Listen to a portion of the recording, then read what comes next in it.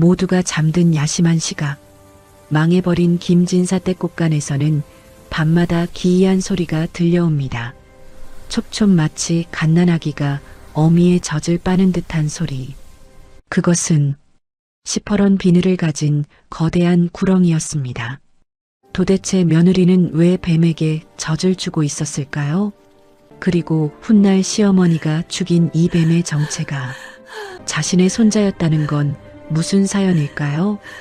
사연 시작 전 구독과 좋아요를 눌러주시고 어디서 듣고 계신지 댓글 남겨주시면 그곳에 계신 모든 분들 아픈 곳 없이 늘 건강하고 평안하시기를 진심으로 기원합니다. 꽃간 뱀에게 젖을 물린 며느리 소월 이야기 지금 시작합니다. 사람의 목숨이라는 것이 어찌 이리도 허망할까요? 아침에 눈을 떴다고 해서 저녁에 다시 눈을 감을 수 있다는 보장이 없는 것이 우리네 인생이라지만 강원도 두메산골 최참봉댁 며느리 소월에게 닥친 운명은 차마 눈뜨고 볼 수 없을 만큼 가혹했습니다. 때는 바야흐로 사르르는 듯한 섣달금음, 눈보라가 온 산천을 뒤덮어 산짐승조차 숨을 죽이던 그의 겨울이었습니다. 최참봉댁 대문에는 서러운 삼배가 걸린 지 오래였습니다. 이 집안의 기둥이자 3대 독자였던 남편이 급병으로 세상을 뜬 지 불과 7일. 남편의 식은 몸이 채 썩기도 전에 하늘은 또 한 번 이 집안에 벼락을 내렸습니다. 아비 얼굴도 못 보고 유복자로 태어난 갓난쟁이 손주. 그 핏덩이가 열병을 앓다 그만 어미 품에서 싸늘하게 식어버린 것입니다. 아가야, 왜 울지를 않느냐? 엄마가 여기 있는데. 응? 손이 왜 이리 차가워? 아가, 눈 좀 떠보거라. 제발 눈 좀 떠봐. 소월은 믿을 수가 없었습니다. 자신의 뱃속에서 10달을 품어 이제 막 세상 빛을 본 내 새끼가 따뜻한 젖 한 번 배불리 먹어보지 못하고 이리 허무하게 갈 줄이야. 하지만 슬퍼할 겨를조차 그녀에겐 사치였습니다. 남편 잡아먹고 자식까지 잡아먹었다는 그 끔찍한 죄명.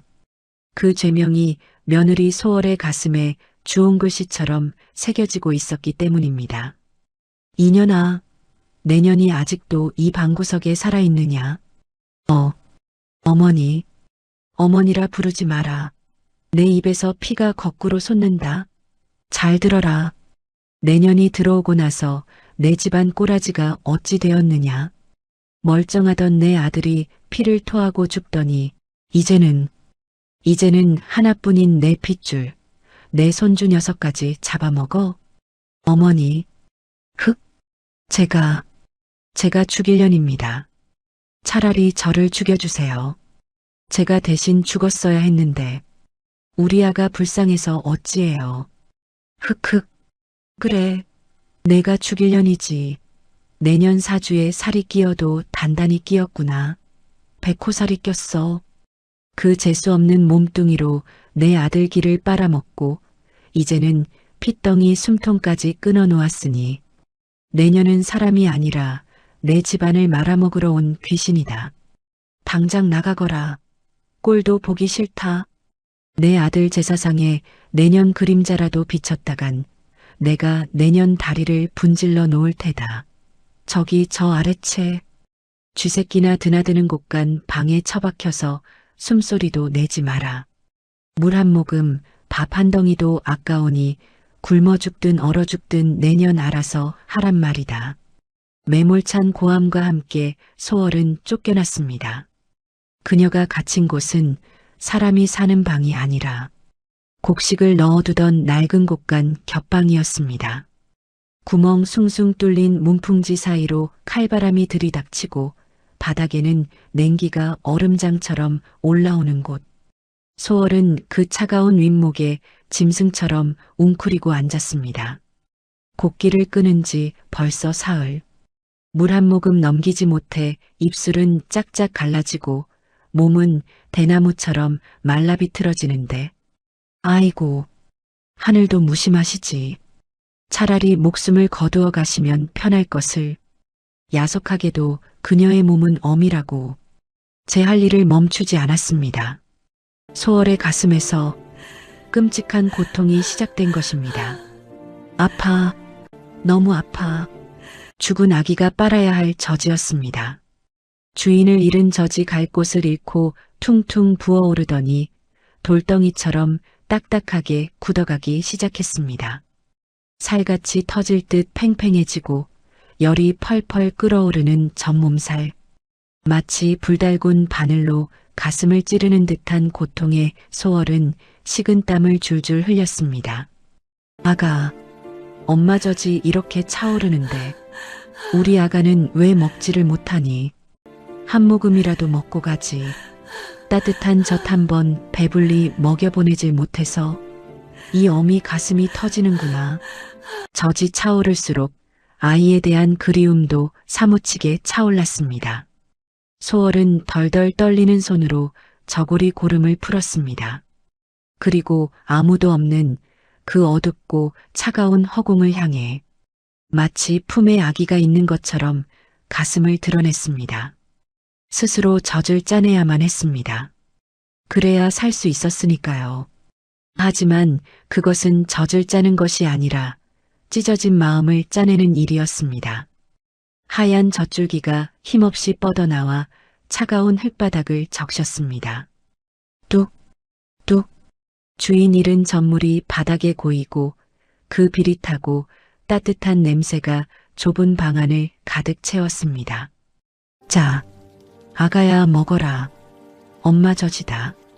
많이 먹고 쑥쑥 커야지. 어서 먹어.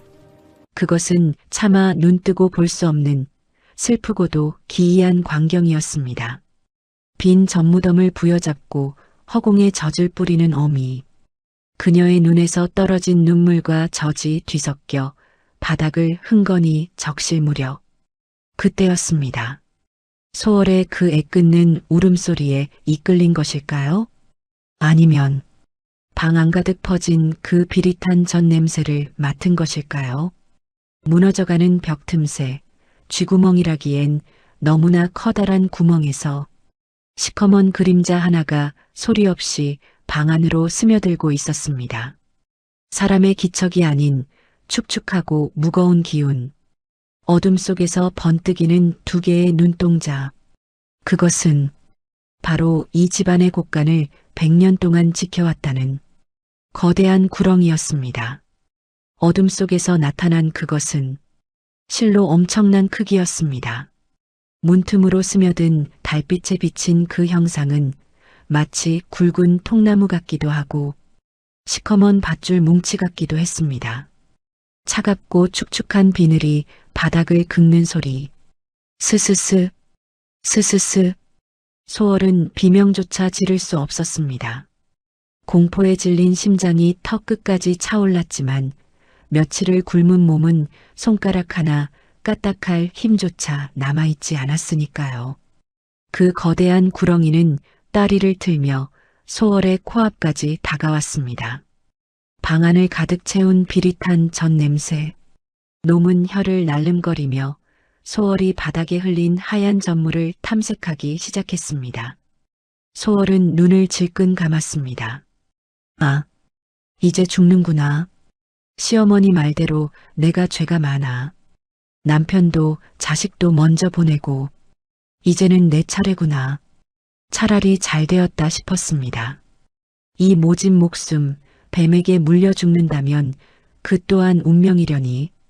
소월은 가만히 죽음을 기다렸습니다. 그런데 한참이 지나도 날카로운 이빨은 느껴지지 않았습니다. 대신 차가운 콧김이 소월의 젖은 손등을 스치고 지나갔습니다. 소월이 조심스레 눈을 떴을 때 그녀는 믿기 힘든 광경을 목격했습니다. 그 무시무시한 구렁이가 소월을 공격하는 대신 그녀가 바닥에 쏟아낸 젖과 눈물이 뒤섞인 흙바닥을 아주 허겁지겁 핥고 있는 것이 아니겠습니까? 너도 배가 고픈 게냐? 구렁이가 고개를 번쩍 들었습니다. 황금색 눈동자가 소월을 빤히 응시했습니다. 그 눈빛은 살기등등한 맹수의 것이 아니었습니다. 마치 며칠을 굶은 아이처럼 애처롭고 간절한 빛이 서려 있었습니다. 순간 소월의 가슴속에서 기이한 감정이 솟구쳤습니다. 징그럽다는 생각보다 가엾다는 생각이 먼저 든 것입니다. 자신처럼 춥고 배고픈 이 천한 미물이 마치 죽은 제 자식처럼 느껴진 탓일까요? 그래, 너도 살고 싶은 게지. 이 엄동설 안에 먹을 게 없어 여기까지 기어들어 왔구나. 나나 너나 처지가 다를 게 무엇이냐. 소월은 홀린 듯 퉁퉁 부어 터질 듯한 자신의 가슴을 내려다보았습니다. 전몸살로 돌처럼 굳어버린 가슴, 짜내지 않으면 고통스러워 견딜 수 없는 그 젖무덤. 구렁이는 젖냄새가 진동하는 소월의 품으로 슬금슬금 다가왔습니다. 그리고는 소월의 저고리 틈으로 머리를 들이밀었습니다. 보통 사람이라면 기겁을 하고 도망쳤을 테지만 소월은 피하지 않았습니다. 먹거라. 땅바닥에 버리느니 너라도 먹고 살 거라. 내 새끼는 먹고 싶어도 못 먹는 젖이다. 아까우니 너라도 배불리 먹거라. 소월은 떨리는 손으로 가슴을 완전히 드러내어 구렁이의 입에 갖다 대었습니다. 그 차가운 비늘이 여린 살결에 닿는 순간 소름이 온몸을 휘감았지만 이내 구렁이는 넙죽 소월의 젖꼭지를 입에 물었습니다. 처음에는 날카로운 이빨에 긁혀 따끔거렸습니다. 하지만 구렁이는 영물이었을까요? 마치 아기가 어미 젖을 빨듯 조심스럽고 부드럽게 젖을 넘기기 시작했습니다. 구렁이의 목구멍으로 젖이 넘어가는 소리가 적막한 방 안에 울려 퍼졌습니다. 그러자 기적 같은 일이 벌어졌습니다. 불덩이처럼 뜨겁고 돌처럼 딱딱했던 소월의 가슴이 서서히 풀리기 시작한 것입니다. 죽을 것만 같던 젖몸살의 고통이 뱀이 젖을 빨아감과 동시에 거짓말처럼 사라져갔습니다. 아, 시원하구나. 그래, 시원해. 많이 먹거라. 아가, 내 아가, 이렇게 잘 먹는 것을. 소월은 어느새 구렁이를 뱀이 아닌 죽은 아기 대하듯 하고 있었습니다. 그녀는 차갑고 미끌거리는 구렁이의 머리를 조심스레 쓰다듬었습니다. 사람에게 상처받고 쫓겨난 며느리와 사람들 눈을 피해 숨어 살던 굶주린 구렁이, 두 외로운 존재가 서로의 체온에 기대어 생명을 나누는 기이한 밤이었습니다. 많이 먹거라. 내일도 오거라. 내 젖이 마를 때까지 너에게는 주마. 우리가 전생에 무슨 인연이 있어 이리 만났을꼬? 구렁이는 배가 불렀는지 젖을 놓아주고는 소월의 무릎 위에 다리를 틀었습니다. 그리고는 깊은 잠에 빠진 듯 가만히 눈을 감았습니다. 그날 밤 소월은 남편과 아이를 잃은 후 처음으로 구렁이의 차가운 체온에 의지해 깊은 잠을 잘 수 있었습니다. 이것이 최참봉댁 며느리 소월과 곡간 뱀이 그 기막히고도 슬픈 동거의 시작이었습니다. 모진 겨울바람이 지나가고 언 땅이 녹아내려 처마 끝에 물방울이 맺히는 봄이 찾아왔습니다. 계절은 바뀌었건만 소월이 갇혀 지내는 아래채 곡간 방은 여전히 한겨울처럼 냉랭했습니다. 하지만 그 차가운 방 안에는 아무도 모르는 뜨거운 비밀 하나가 자라나고 있었습니다. 왔느냐? 오늘은 좀 늦었구나. 안 그래도 배가 고파 기다리고 있었다. 그날 밤 이후 구렁이는 밤마다 어김없이 소월을 찾아왔습니다. 처음에는 넘쳐나는 젖을 주체할 수 없어 물렸지만 어느덧 시간이 흘러 젖이 마른 뒤에도 소월은 구렁이를 내치지 않았습니다. 자신이 먹을 밥도 모자란 처지에 소월은 시어머니 몰래 꽁보리밥 한 덩이, 나물 한 줌을 남겨두었다가 구렁이와 나누어 먹었습니다. 자, 먹거라. 오늘은 시어머니 생신이라 잡채가 좀 남았더구나. 비록 쉬어서 냄새가 좀 나지만 그래도 귀한 것이다. 어서 먹어. 징그러운 파충류가 아니라 마치 집에서 키우는 강아지 같았습니다. 구렁이는 소월이 주는 음식을 받아먹고 나면 그녀의 무릎에 머리를 비비거나 차가운 몸으로 소월의 허리춤을 감싸 안았습니다. 사람에게 받은 상처를 짐승에게 위로받는 나날들. 소월에게 이 시커먼 구렁이는 죽은 남편이자 자식이었고 유일한 말동무였습니다. 그런데 참으로 기이한 일이 벌어지기 시작했습니다. 소월이 구렁이를 정성껏 보살피기 시작한 그 무렵부터 망조가 들었다던 최참봉 댁에 믿을 수 없는 재물이 굴러들어오기 시작한 것입니다. 아이고, 이게 웬 떡이야. 올해 고추 농사가 흉년이라 다들 망했다는데 우리 밭만 주렁주렁 열렸다지 뭐냐. 거기다 지난번 장에 내다 판 비단이 한양 대상인 눈에 들어 웃돈을 3배나 쳐서 받았다. 어머니, 정말 우리 집에 복이 터졌나 봅니다. 땅만 팠다 하면 물이 솟고 장사만 했다 하면 대박이니 이러다가 우리 고을 제일가는 부자가 되겠습니다요. 하하. 그렇고 말고 이게 다 내가 조상님을 잘 모셔서 그런 게지. 그 재수없는 며느리년을 뒷방으로 내쫓아버리고 액땜을 했더니 이제야 집안에 서광이 비치는구나. 에헤라디야. 집안 곳곳에 기름진 고기 굽는 냄새가 진동하고 쌀독에는 햅쌀이 넘쳐났습니다. 하지만 그 풍요 속에서 소월의 몫은 없었습니다. 부자가 될수록 시어머니의 인심은 더욱 사나워졌습니다. 곳간을 지키는 며느리에게 돌아오는 건 개밥보다 못한 찌꺼기뿐이었습니다. 이년아, 밥값은 하고 처박혀 있는 게냐? 얘딱 먹거라. 손님상 내고 남은 생선 대가리랑 누룽지다. 이것도 감지덕지한 줄 알고 싹싹 할라먹어. 남기면 국물도 없을 줄 알아. 시어머니가 던져주고 간 깨진 바가지에는 살점 하나 없는 생선 뼈와 쉬어 터진 밥덩이 몇 개가 흙먼지와 뒤섞여 있었습니다. 소월은 서러움에 북받쳐 주저앉고 말았습니다. 흑흑, 어머니, 어찌 저에게 이러십니까? 제가 짐승입니까? 소입니까? 돼지입니까? 살아있는 게 죄라서 죽지 못해 사는데. 흑흑, 소월의 흐느끼는 소리를 들은 것일까요?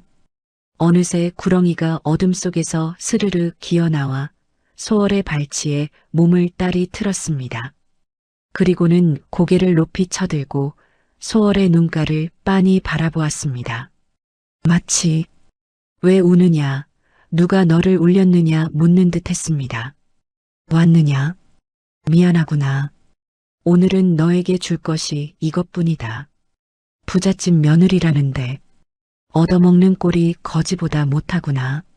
소월은 눈물 젖은 손으로 생선뼈에 붙은 살점을 발라내어 구렁이 입에 넣어주었습니다. 자신은 흙 묻은 밥알을 주워 삼키면서도 맛있는 것은 미물에게 먼저 건넸습니다. 그러자 구렁이가 차가운 혀를 내밀어 소월의 볼에 흐르는 눈물을 쓱 닦아주었습니다. 아, 내가 내 눈물을 닦아주는 게냐? 사람도 멸시하는 나를 내가 위로해 주는구나. 소월은 구렁이의 차가운 몸통을 와락 끌어안았습니다.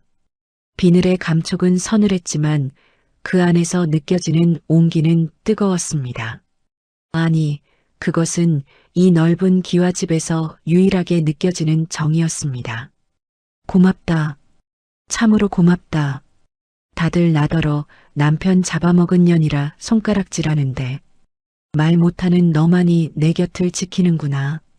너는 뱀이 아니라 하늘이 보낸 내 벗이다. 내 유일한 가족이다. 그랬습니다. 최 씨 집안이 갑자기 부자가 된 것은 조상의 음덕도 시어머니의 운수도 아니었습니다. 바로 집안의 재물을 관장하는 업신, 이 거대한 구렁이가 자신을 어미처럼 보살피는 소월을 위해 은혜를 갚고 있었던 것입니다. 하지만 어리석은 인간들은 그 사실을 까맣게 모른 채 탐욕의 배만 불려가고 있었습니다. 달도 차면 기우는 법이라 했던가요?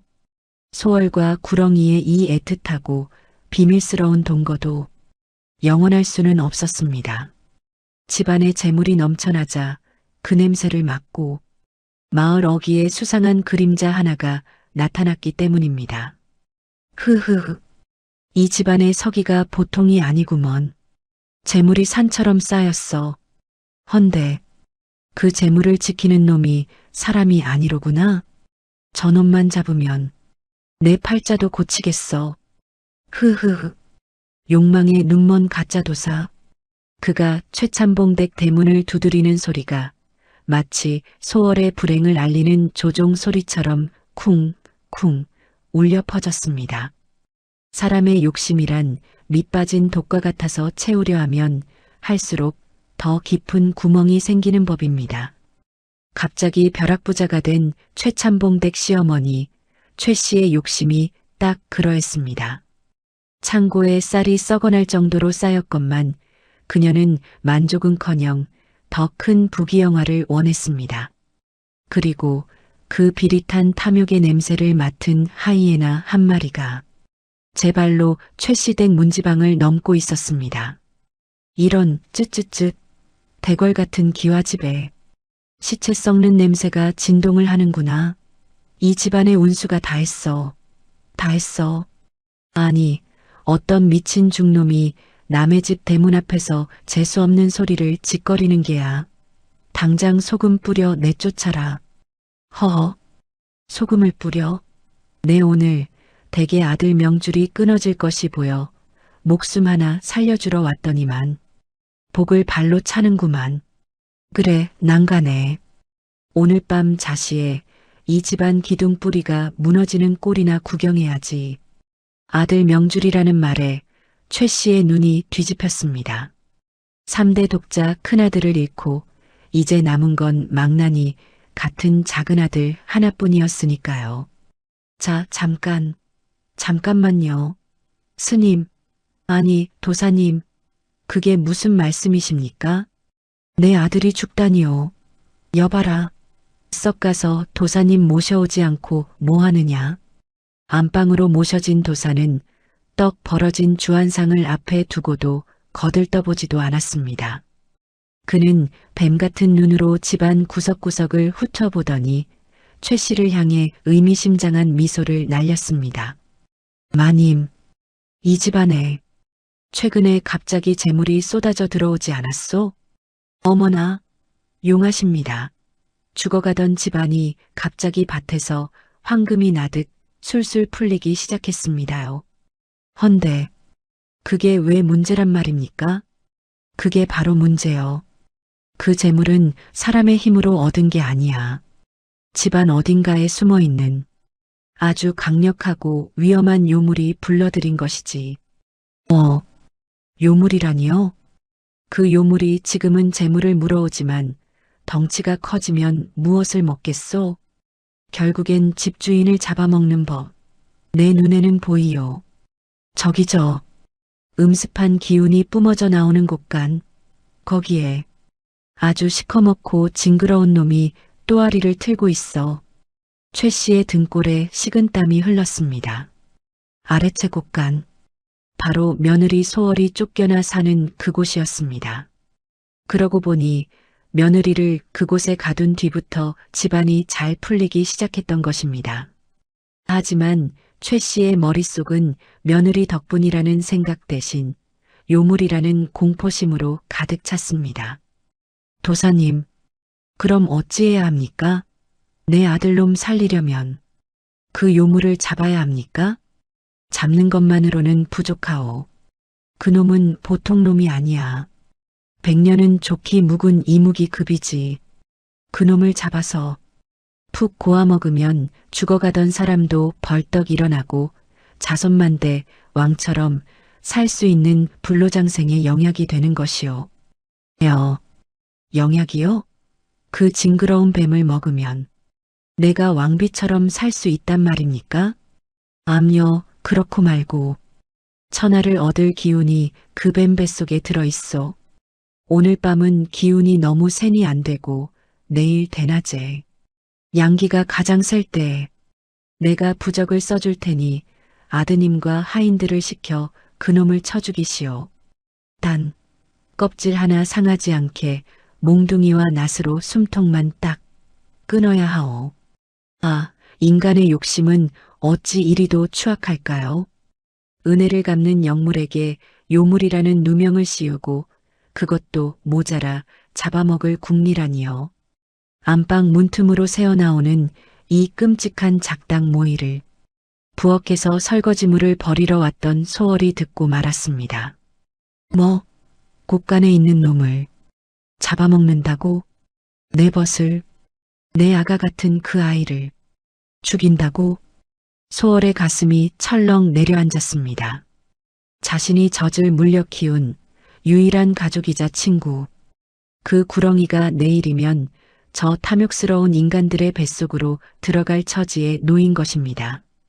소월은 떨리는 다리를 부여잡고 미친 듯이 아래채 곳간으로 달려갔습니다. 아가, 어딨느냐? 나오거라. 어서.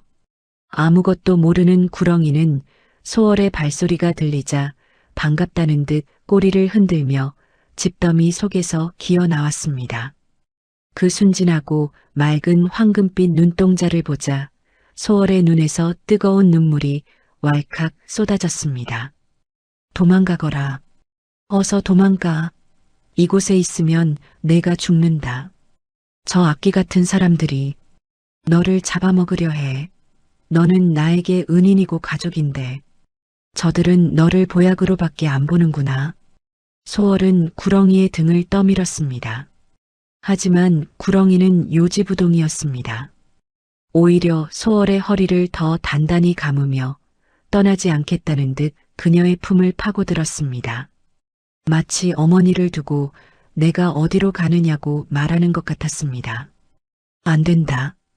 제발 가거라. 산으로 가든 물로 가든 멀리 떠나서 다시는 인간들 눈에 띄지 말거라. 내 젖값이 있다면 제발 내 말을 들어다오. 흑흑. 그때였습니다.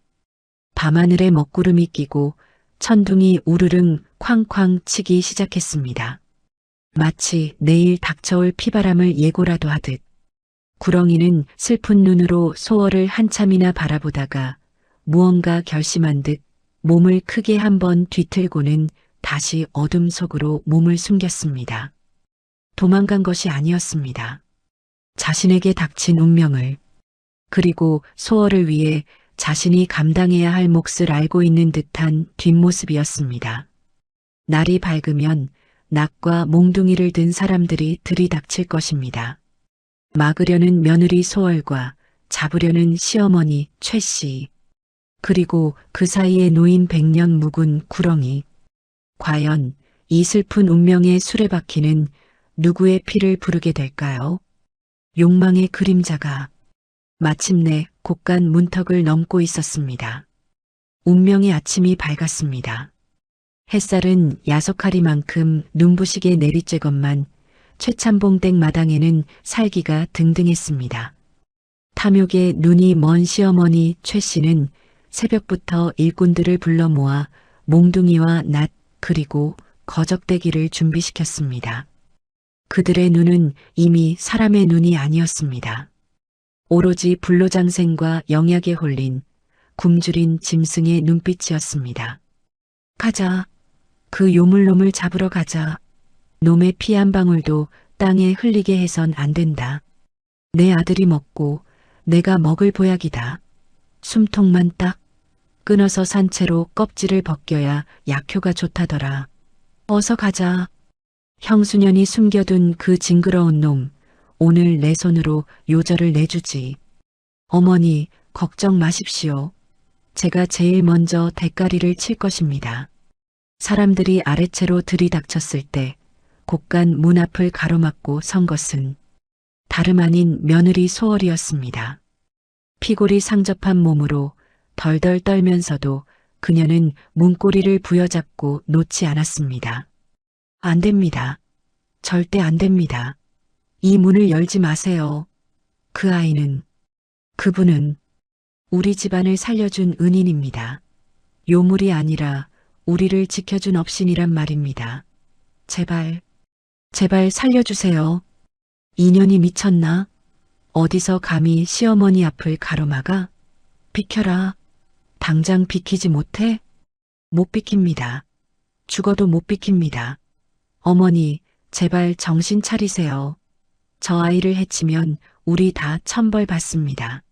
흑흑. 제발이요. 에이그. 이 재수 없는 년. 요물하고 붙어먹더니 아주 뱀 귀신이 씌었구나. 여봐라. 인연 끌어내라.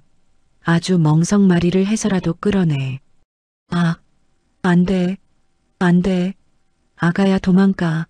어서 도망가거라. 으앙. 장정 서넛이 달려들어 소월의 머리채를 잡고 바닥으로 내동댕이 쳤습니다.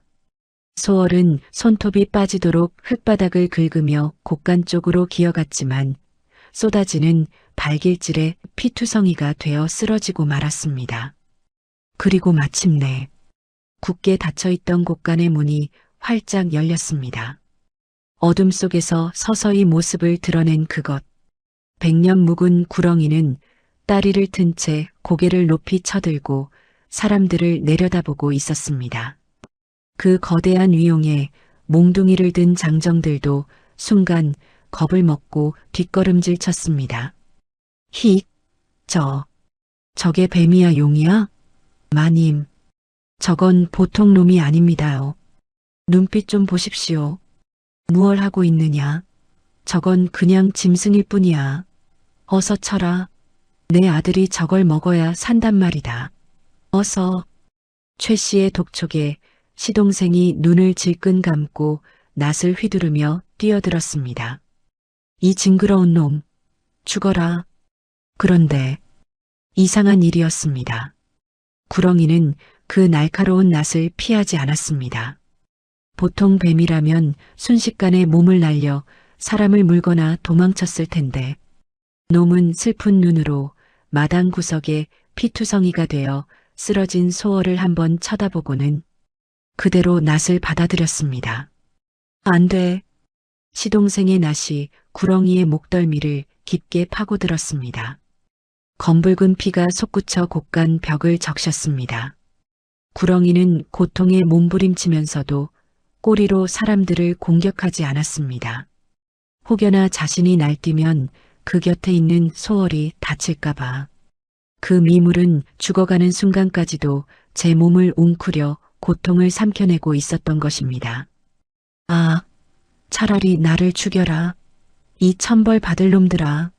나를 죽여. 미안하다. 아가 미안하다. 내가 너를 지키지 못했구나. 흑흑흑. 무자비한 몽둥이질이 이어졌습니다. 황금빛으로 빛나던 비늘은 지지겨지고 소월의 눈물을 닦아주던 그 따뜻한 혀는 축 늘어졌습니다. 거대한 구렁이가 마침내 숨을 거두자 최 씨와 시동생은 환호성을 질렀습니다. 됐다. 잡았다. 여봐라. 당장 가마솥에 물을 올려라. 피 한 방울도 아까우니 얼른 양동이에 받아내거라. 사람들은 죽은 구렁이를 밧줄로 묶어 질질 끌고 갔습니다. 마당에는 선열이 낭자하고 비릿한 피냄새가 진동했습니다. 그 처참한 광경 뒤로 반쯤 실신한 소월만이 덩그러니 남겨졌습니다. 쯧쯧. 꼴 좋다. 저 요물놈이랑 한통속이 되어 집안을 말아먹으려 하다니.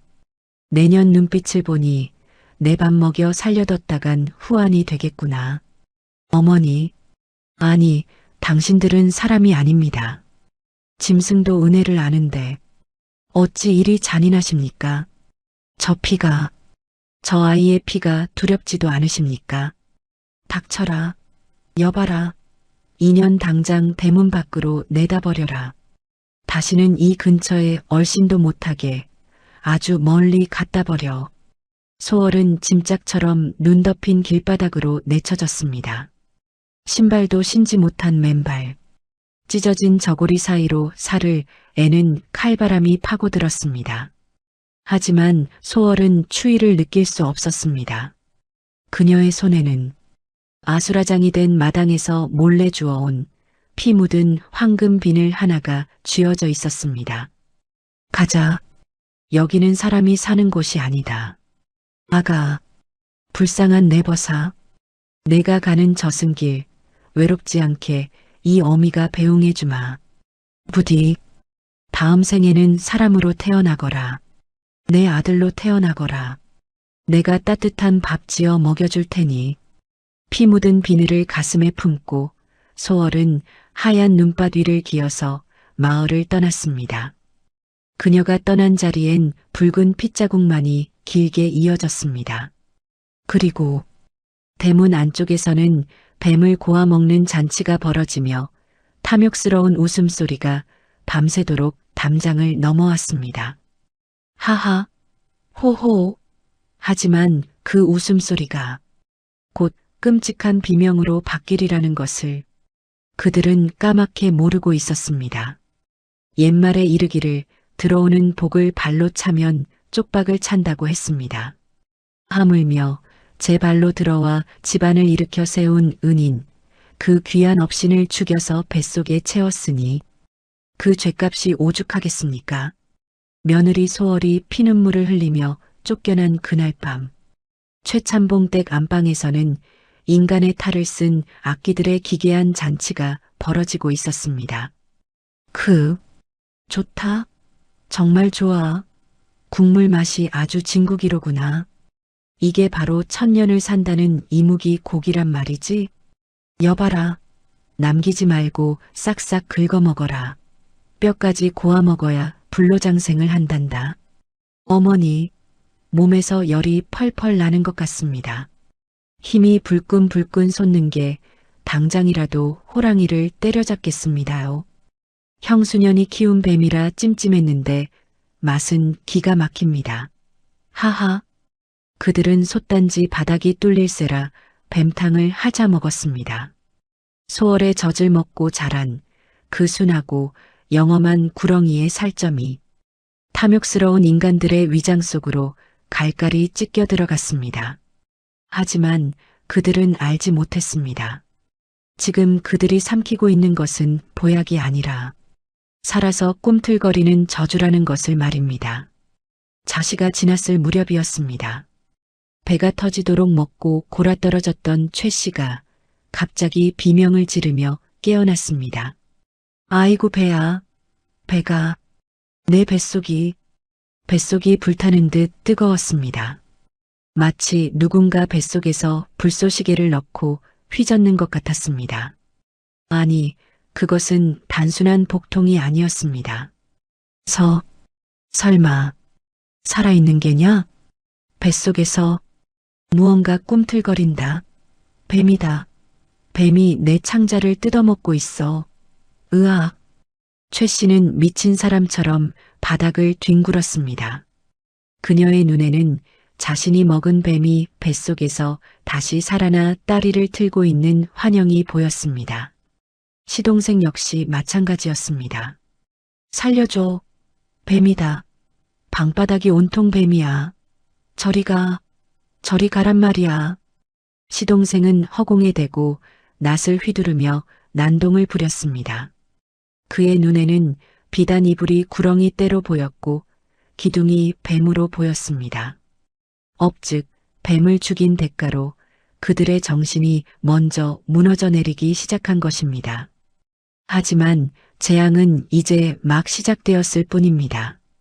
미쳐 날뛰던 시동생이 헛것을 보고 휘두른 촛불이 그만 옮겨붙고 말았습니다. 불은 순식간에 메마른 목재를 타고 번져나갔습니다. 불이야, 곳간에 불이 났다. 하필이면 불이 붙은 곳은 며느리 소월이 쫓겨나고 텅 빈 아래채 곳간이었습니다. 뱀이 살던 그곳, 집안의 재물이 쌓여있던 그곳. 안 돼.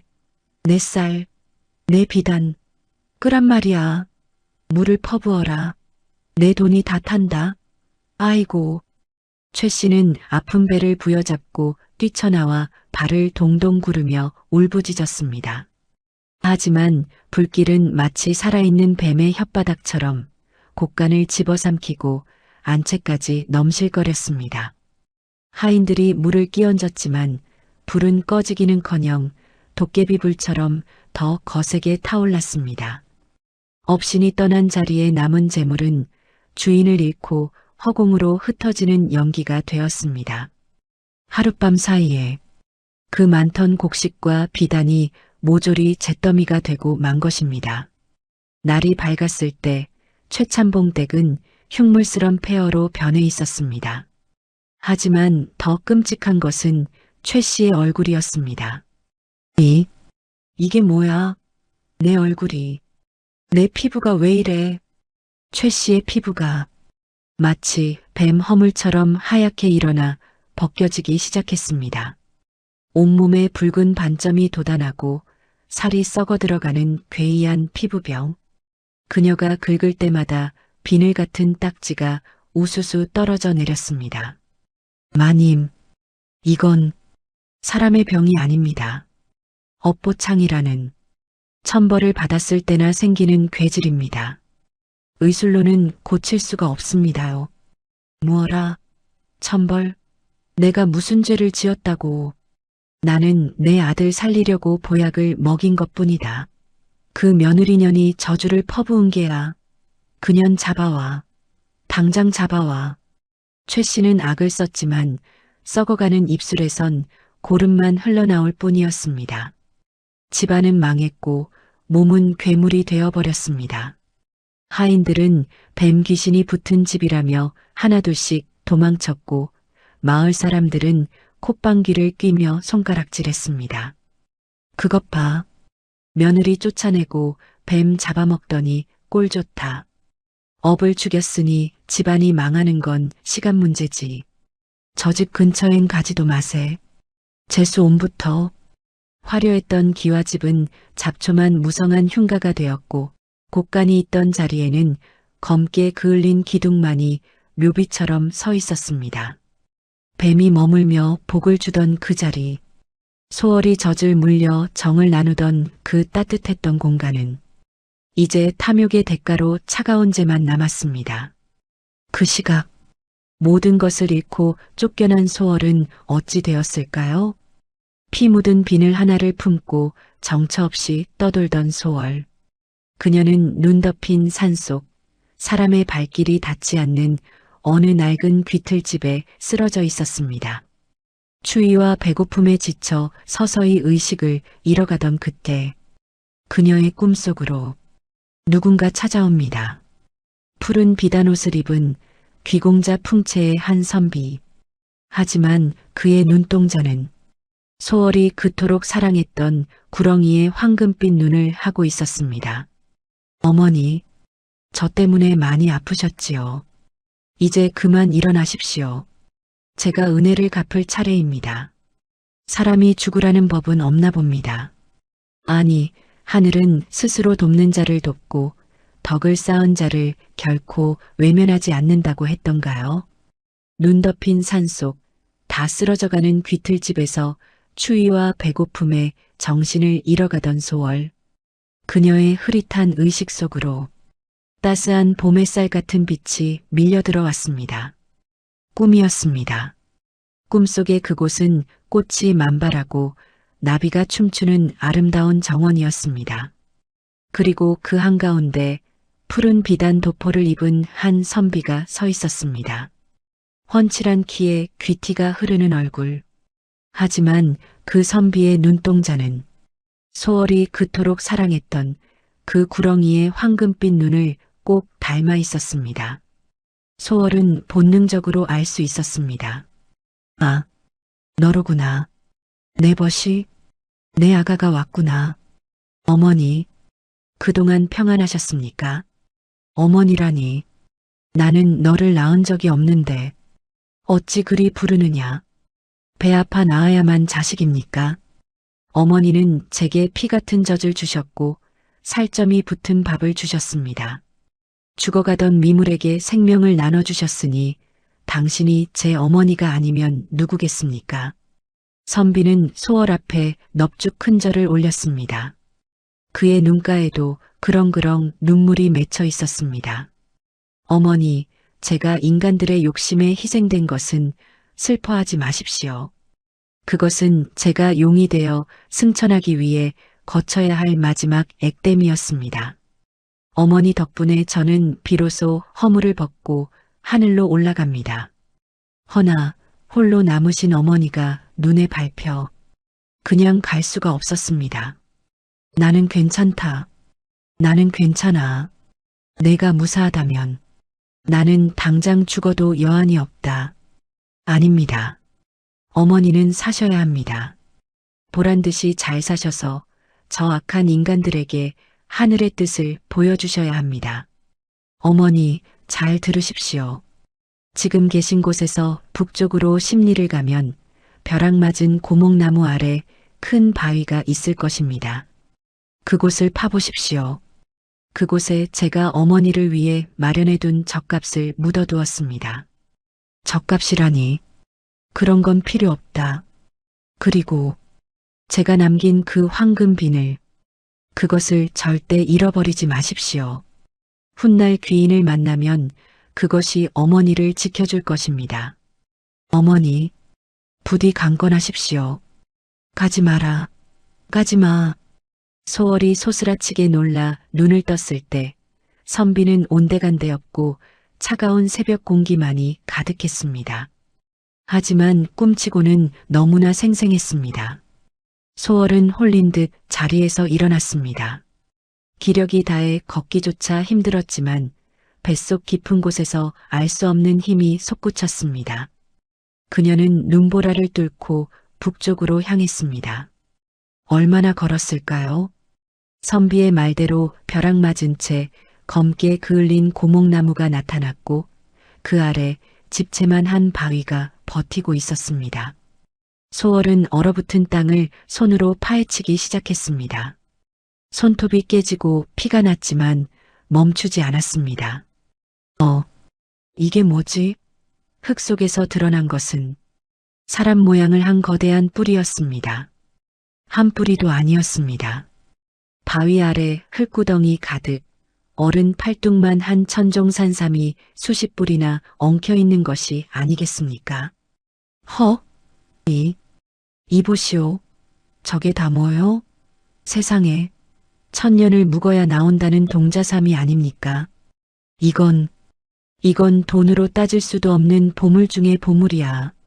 지나가던 신만이가 기절초풍을 할 정도였습니다. 그 산삼들은 죽어가는 사람도 살린다는 전설의 영약.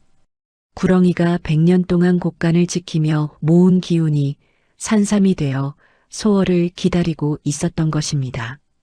소월은 산삼을 팔기 위해 한양으로 올라갔습니다. 산삼 한 뿌리를 팔아 비단옷을 해입고 남은 산삼을 들고 약재 시장에 나타나자 온 장안이 발칵 뒤집혔습니다. 거상들과 고관대작들이 산삼을 사겠다며 줄을 섰습니다. 하지만 진짜 기적은 그때 일어났습니다. 소월이 산삼을 꺼내던 중 품속에 간직했던 황금 비늘이 툭 하고 떨어진 것입니다. 그 비늘이 땅에 떨어지자 눈부신 황금빛이 시장통을 환하게 비췄습니다.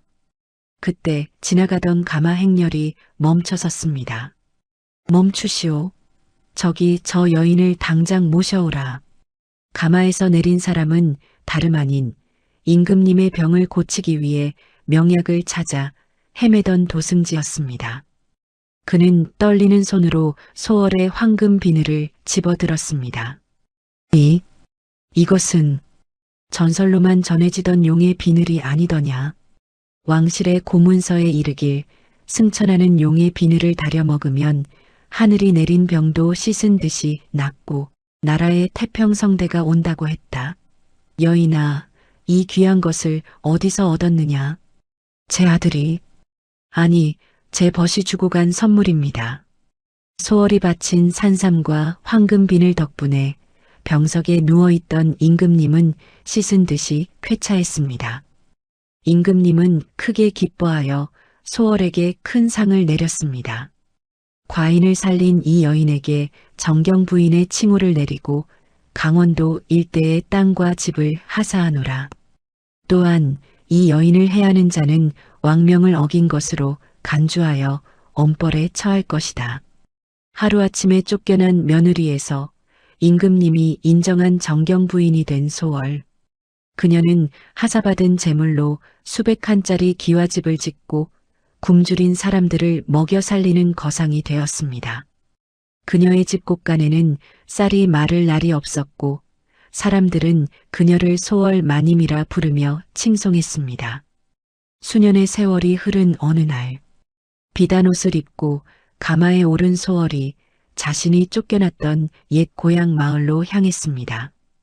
자신을 짐승처럼 내쫓았던 시댁, 그리고 자신의 벗을 잡아먹은 그 탐욕스러운 인간들이 지금 어떤 꼴을 하고 있는지 확인하기 위해서였습니다. 과연 폐허가 된 최참봉 댁 앞에는 어떤 풍경이 기다리고 있을까요? 권불 10년이요, 화무십 일홍이라 했습니다. 권세는 10년을 못 가고 꽃은 열을 붉은 것이 없다 하였거늘 악독한 시어머니 최 씨의 세상이 영원할 줄 알았더냐. 강원도 산골 마을 어귀가 아침부터 시끌벅적했습니다. 임금님이 하사한 정경 부인의 행차가 들어온다는 소문에 온 동네 사람들이 구경을 나온 것입니다. 아이고, 저게 다 금이야? 누가 온다고? 소월이라는데? 비단 깃발이 펄럭이고 12명의 가마꾼이 매는 화려한 가마가 마을 입구에 들어섰습니다. 그 위세가 어찌나 당당한지 마을 사람들은 눈이 부셔 고개를 들지 못할 지경이었습니다. 행렬이 멈춘 곳은 다름 아닌 이제는 잡초만 무성한 흉가가 되어버린 옛 최참봉 댁터였습니다. 그 폐허 구석, 다 타버린 기둥 밑에 거적대기를 뒤집어 쓴 거지 2명이 웅크리고 있었습니다. 온몸에 뱀 비늘 같은 딱지가 덕지덕지 앉아 사람인지 짐승인지 구분조차 안 가는 몰골. 바로 시어머니 최 씨와 시동생이었습니다. 어머니, 배가 고파 죽겠습니다. 어디 가서 밥 좀 얻어오쇼.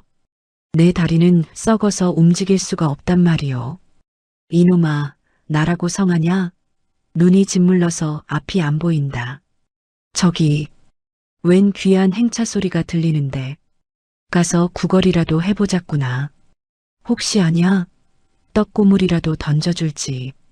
두 모자는 바닥을 기어서 가마 앞으로 다가갔습니다.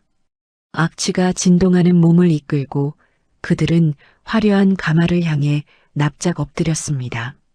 아이고, 마님, 높으신 마님, 저희가 며칠을 굶었습니다. 먹다 남은 밥찌꺼기라도 좋으니 제발 적선 좀 해주십시오. 복 받으실 겁니다요. 굽신굽신. 그때 가마의 비단 휘장이 스르르 거쳤습니다. 그리고 눈부시게 고운 비단신을 신은 발이 땅을 디뎠습니다. 머리에는 옥으로 만든 떨잠을 꽂고 목에는 황금 비늘 목걸이를 건 여인. 바로 소월이었습니다. 고개를 들어라. 아, 예.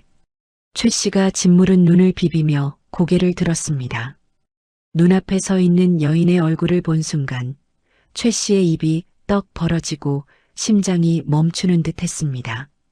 비록 비단옷을 입고 화장을 했지만 그 서늘한 눈매, 자신이 짐승처럼 내쫓았던 며느리 소월이 분명했기 때문입니다.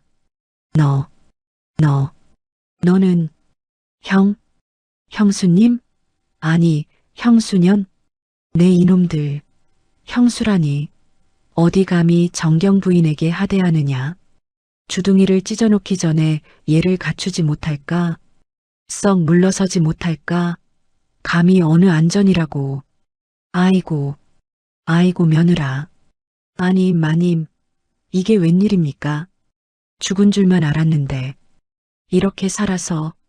그래, 내가 내 시험이다. 나를 못 알아보겠느냐? 최 씨는 뻔뻔하게도 소월의 치맛자락을 잡으려 했습니다.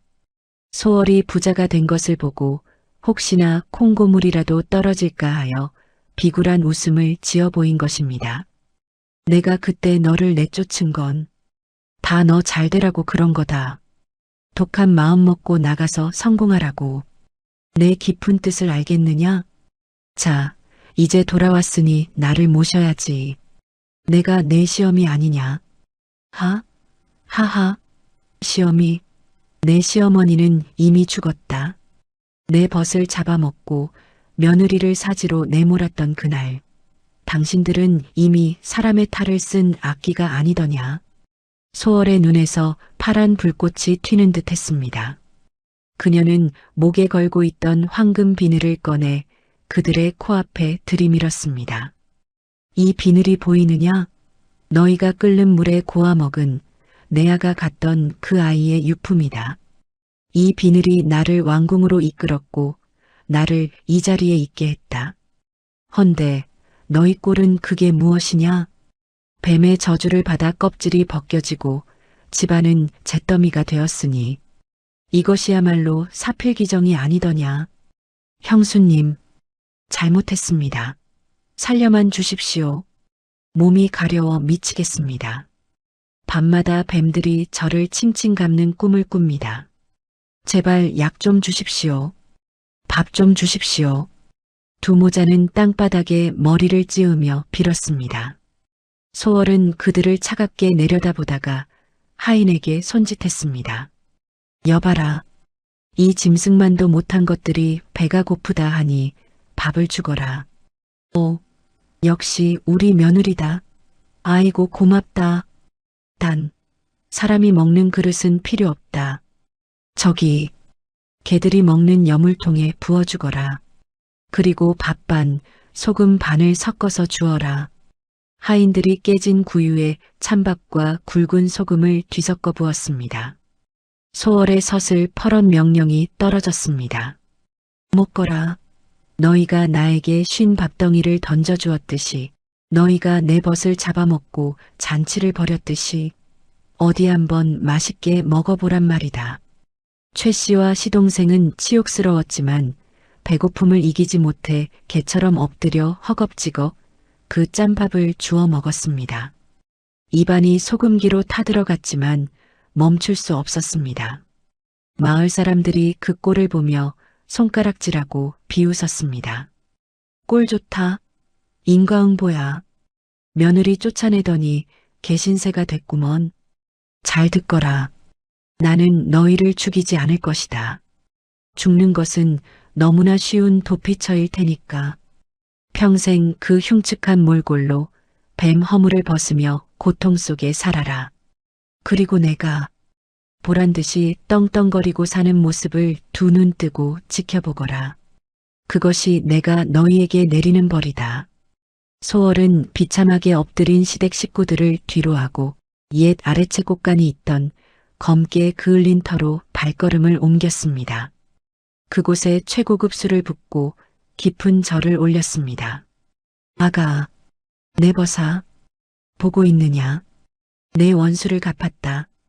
이제 나는 더 이상 울지 않을 것이다. 내가 준 이 목숨, 내가 준 이 재물로 세상에 춥고 배고픈 이들을 품으며 살 것이다. 부디 하늘에서 용이 되어 맘껏 날아오르렴. 그때 맑았던 하늘에 무지개 하나가 선명하게 떴습니다. 마치 구렁이가 소월의 말에 대답이라도 하듯 말입니다.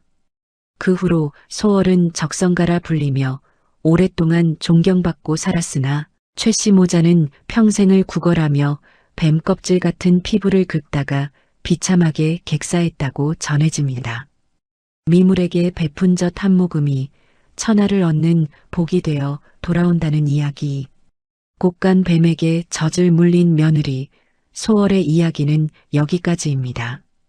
오늘의 이야기가 작은 울림을 드렸다면 앞으로도 재미있는 이야기들로 찾아뵐 수 있도록 구독과 좋아요를 눌러주세요.